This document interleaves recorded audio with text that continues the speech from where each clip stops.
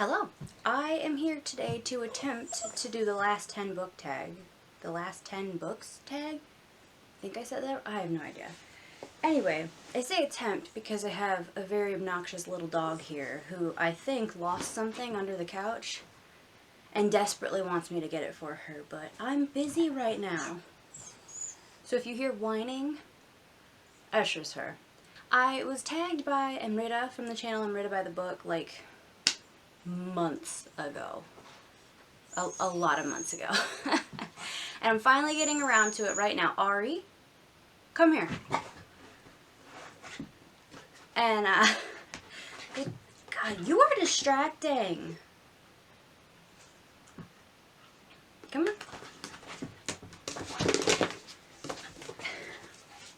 on. This might, I'm not sure, because some of these I don't really have answers for. And Amrita's was great because she has all these stories and she just like sits there and tells you all these really cool things. And I just don't have that in my life. So we're gonna try anyway. Let's just get into it. So the first question is the last book you didn't finish. I actually had several answers because May was the month of just finally giving up on books.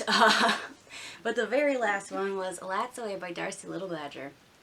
I'm really sad about this because so many people seem to love this book and I don't get it. This is one of those situations where all I can think is, did I read the same book as everybody else? Because this is pitched as YA and the main character is 17, but she does not present as a 17-year-old and the writing style is so juvenile. Like, this would have been a much better book, in my opinion, had they made the main character 12 and marketed it as middle grade, because that's how it reads. So when you're reminded that this main character is 17, like, no. she's not 17. There's no way. So I know that I was particularly mature and doing unusual things at 17 that the average 17-year-old doesn't tend to do. But even still, like, the way this main character behaves, I was acting that way when I was like 10. So, like, I don't know, I didn't care for this. I thought the world building was seriously lacking, and it just wasn't enough to hold my attention, so I had to eventually give up. Okay, the next question. The last book you reread. Ari, would you stop? The last book I reread was The Dragon Republic by R.F. Kuang. I actually technically reread The Poppy War and then The Dragon Republic. And then I continued on with The Burning God, which I hadn't read. This was such a great experience as a reread. This made me so happy. Like, it's a hard book with heavy topics, but I love the characters so much that getting to revisit the world with them just really made me happy. The next question is the last book you bought. I think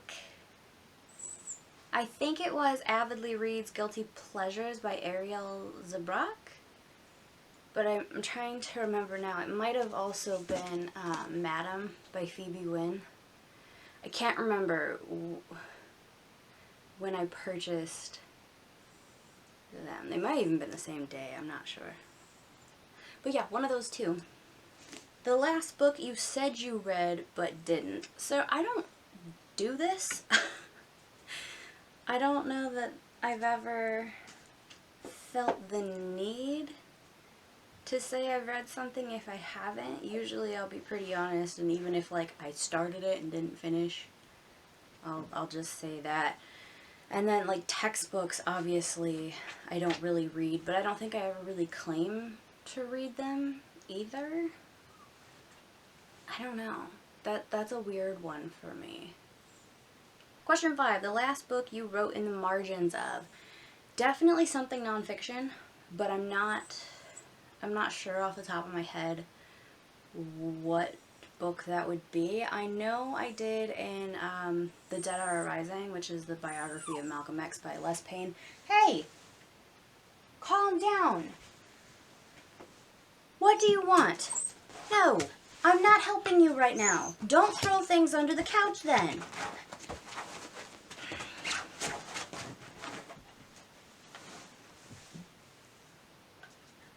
But definitely something nonfiction. I don't typically feel the urge to write in the margins of fiction books. Question 6, the last book you had signed. I have never had a book signed. I do have signed copies of books because I have some from Owl Crate. I have The Dragon Republic was a signed copy that I got from Barnes & Noble. But I've never actually been to an author signing. I feel like I would like to at some point. But I get overwhelmed with people. And most of the books that I would probably want to take to get signed would be well attended. So I don't know if that's something I'm ever going to do. Although now that I think about it, I have had a couple books signed for my dad. It was 2 different occasions. They were just like small authors. I'm assuming they self-published, but they were local to whatever area I was in. One was in Rehoboth Beach when I was in Delaware, and then one was somewhere in California, I can't remember. And they just had little tables set up in bookstores, and the books looked like something my dad would like, so I bought them and had them sign them for him. So I guess technically I have had books signed then, just not for me. The last book you lost. I don't lose books often. I'm really good at keeping track of my books. So the answer for this is something that I actually lost when I was a child. And I mourned it for so long. And then as an adult, I finally got another copy, and that's the Royal Diaries. I can never... Jahanara? Is that how you pronounce that? I don't know. I screw this up every single time. But yes, I looked for it, and I looked for it, and I looked for it, and I was so sad. I think I ended up taking it out from the library just so I could reread it. And then as an adult, I finally just went ahead and bought it along with all the other books in the Royal Diaries series because I loved them as a kid. Honestly, I still love them as an adult. They're easy to read, they're good. They're something that's good for getting me out of reading slumps. Question 8, the last book you had to replace. Well, technically, this would work for that. But to keep things interesting, and I actually forgot to grab the book, it is Leviathan Wakes by James S.A. Corey. It's the first book in the Expanse series. I bought it, and then I let a friend of mine borrow it. We were in the military at the time, and he was getting out. And I told him just to go ahead and take it with him. He could just mail it back to me at a later date.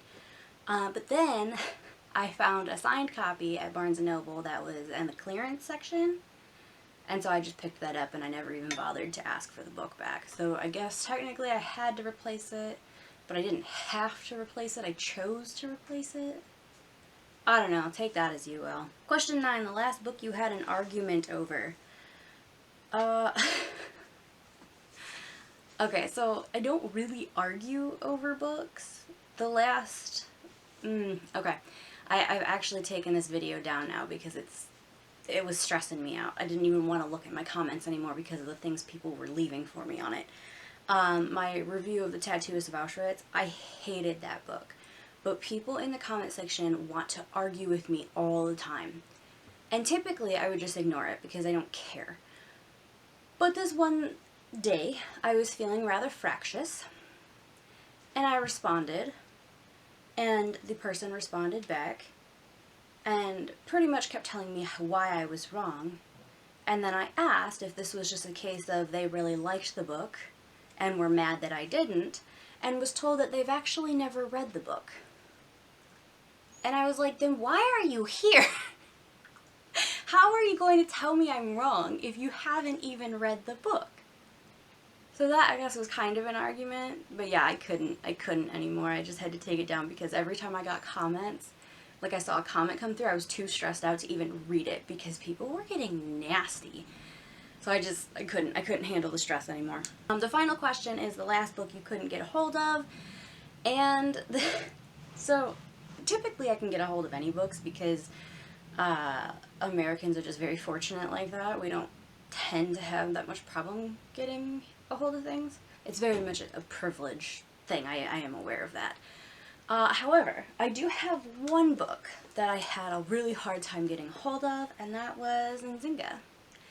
This was my quest to own all of the Royal Diaries books, and it took me a long time to be able to finally get my hands on this book. And then I wound up with 2 copies, which is hilarious.